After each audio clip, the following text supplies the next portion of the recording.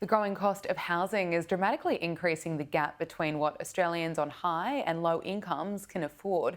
Some experts suggest addressing inequality must include housing affordability. Joining us live now is Moloney, Senior Associate with the Grattan Institute.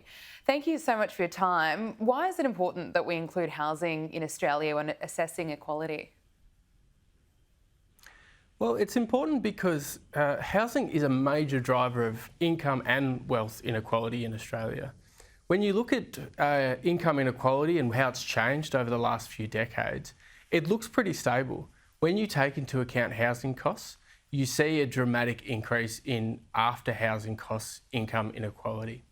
And then on the wealth side, because we've had rapid price growth accompanying falling home ownership, there's fewer people who own a home, and those homes are worth more. Naturally, over time, that's going to increase wealth inequality. And that's a challenge, isn't it? So we're going to see that increasing. How do we address it, try and close this gap? So the key thing we have to make housing cheaper. What we need to do is we need to tackle both the demand and the supply side. So on the demand side, we need to tackle tax concessions that make housing such an attractive investment vehicle. So we propose limiting negative gearing and halving the capital gains discount. Now, that won't necessarily trim a lot of price growth, but what it will do is help reallocate some housing stock towards first home buyers and away from investors. But by far and away, the most important thing we need to do is to increase housing supply. Fundamentally, this is a problem of not enough houses for too many people.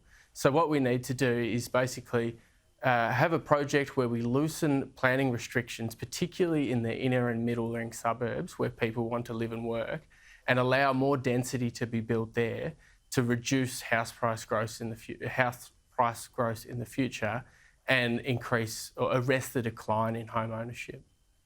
What do you make of the new policies for first home buyers? I'd like to get your thoughts on Chris Minns' policy that he's announced for Labor, where there's no stamp duty for first home buyers if it's under $800,000. How does it compare to the policy that was brought in by Dominic Perrottet last year, where there's the option to opt in for a land tax for first home buyers as long as it's under $1.5 million? Are these helpful for first home buyers? Will it make a big difference?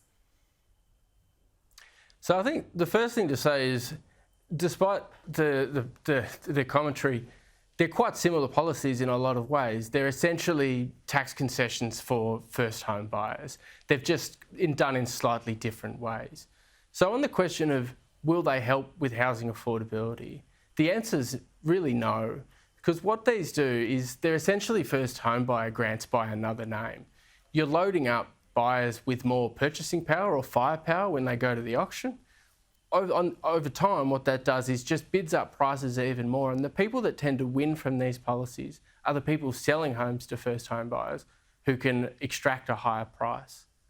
I think on the policy more generally, it's implicit in both parties' positions that stamp duty is a bad tax. And most economists agree that stamp duty is a bad tax. It deters people moving. It's unfair, it punishes people who have to move a lot, and it elevates house prices and rents. But these policies don't remove stamp duty at all. In fact, both come in at a costing of around $700 million. The New South Wales government raises about $10 to $15 billion a year in stamp duty.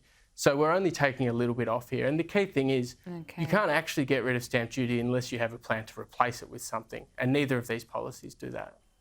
Okay, Moloney, we do have to leave it there. Thanks so much for your time. Thank you, pleasure.